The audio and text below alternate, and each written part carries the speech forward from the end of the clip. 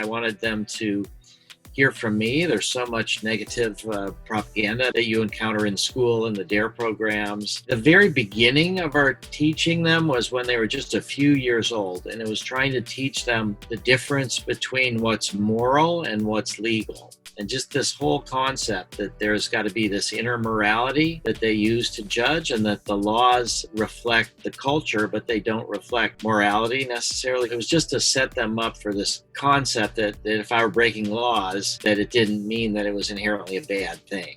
The language was comparing it to dreams. These are substances that help you have experiences that are kind of like when you're dreaming at night.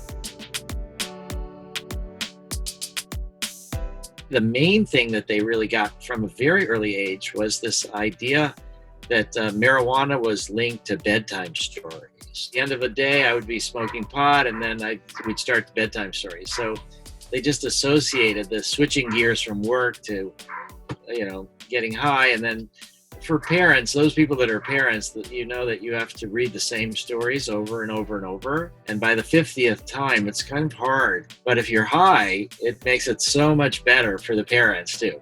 Later on, we would talk about the human rights and your right to explore your consciousness and how the drug laws were violating that. What I would explain to them is that there were substances that were very valuable, but they'd been demonized and criminalized, and that my job was to use science and medicine to bring healing approaches up from the underground into the mainstream. My wife really prefers wine to marijuana. When our kids would ask what she was doing, she'd explain it, and sometimes they would want a tiny sip of it. And so she would give them a sip of it, and they usually didn't like the way it tasted, but at least they knew what it was. And so when my oldest daughter was about 8 or 9, she was asking me about marijuana. And I felt like I wanted to let her try it. But what I told her was that you're too young for it, but when you're older, you could try it.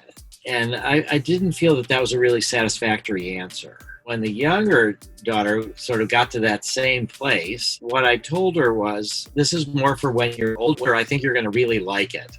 And of all the 3 kids, she's the one that most likes marijuana. Hard part 2 was trying to say certain things like be careful about sharing with your teachers that I was, smoking pot before the bedtime stories. That's where the delicate part is, where you don't want them to start being so scared when you're first starting to tell them that what you're doing is illegal. When I was 13 and I had my bar mitzvah, and I remember how disappointed I was. It's been a nice party, but I didn't feel different.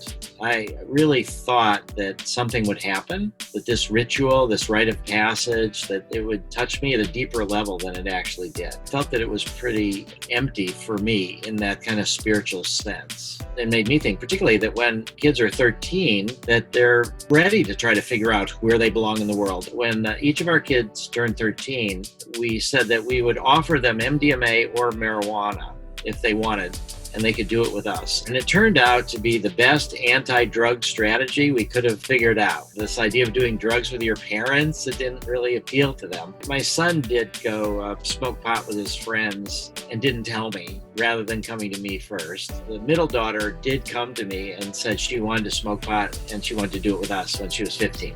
And that was just an exquisitely beautiful experience. And we still talk about how nice that was. In the future, what we're talking about is license legalization, where you get a license to do psychedelics when you're 18 or 21 or whatever. And I think it should be illegal for minors unless your parents or guardians say yes. And then they can introduce you to it, or they can sign you up for some kind of an experience. Could there be a group of parents that say it's okay for them to do this in sort of a ritual setting? They should be learning about these things in a supervised way, and they don't have to hide out in the woods where it's the most dangerous. If you look at the cultures that work with ayahuasca or with peyote, they don't have age limits. I was very socially awkward in high school, and I think the MDMA could have made it a lot easier for me to deal with my emotions, to be more social. So I think a lot of kids could benefit before high school, from MDMA experiences. We did do microdosing together. We went to a Dead & Company show but it had kind of a funny outcome. We'd made a big mistake. So after the concert, and we're all sitting around talking about it and checking in, how was the microdosing?